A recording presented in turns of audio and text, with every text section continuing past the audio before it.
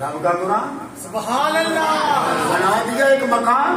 سبحان اللہ، ہاتھ اٹھائے ربنا وبعث فیہم رسولا.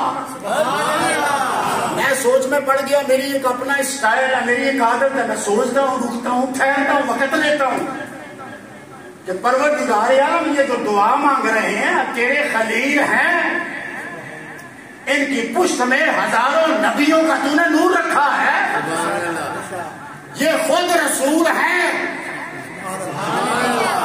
خود رسول ہیں، تو نے ان کو صحیفے عطا فرمائے ہیں،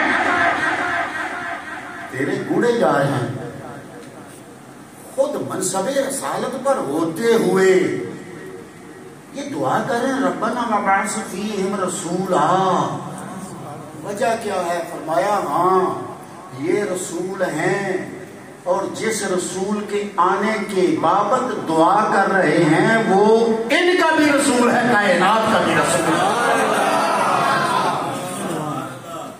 سارے رسولوں کو رسالت ان کا صدقہ ملی، سارے نبیوں کو نبوت ان کا صدقہ ملی. چلتے چلے آئیے، تصور کرتے چلے آئیے، یہ ذکر مصطفیٰ کی محافل سجانا یہ لائن پر کی ایجاد نہیں ہے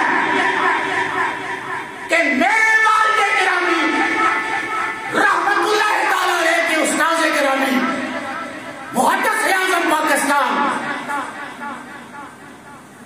شاہ مولانا سردار احمد چشتی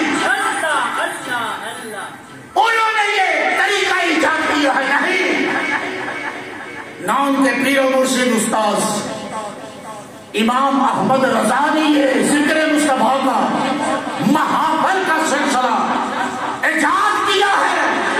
ارے جس وقت تیری دنیا کی ایجادیں ابھی سامنے رہنے آئی تھی، ذکر مصطفیٰ کی پہلی محفل آدم علیہ السلام لگا کے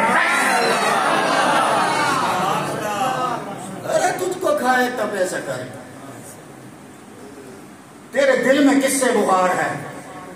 پھر اب اپنے ذہن میں خود ذرا تصور کریں، نبیوں کی ڈیوٹی لگی ہوئی تھی اور نبیوں نے یہ ڈیوٹی نبھائی، اور کیسے نبھائی؟ آدم علیہ السلام سے حضرت عیسیٰ علیہ السلام تک توحید کی بات بھی کرتے رہے، اپنی نبوت کے احکامات بھی لوگوں کو سناتے رہے، اور ساتھ ساتھ اپنے اصحاب، اپنی امتوں کے سامنے نبی کائنات جناب محمد مصطفیٰ کی آمد کی محفل بھی سجاتے رہے ہیں. لگا فتویٰ، دیکھوں ذرا کتنا جگرا ہے وہاں لگا فتویٰ. ارے نبی تو شرک کی جڑیں کاٹنے کے لیے آتا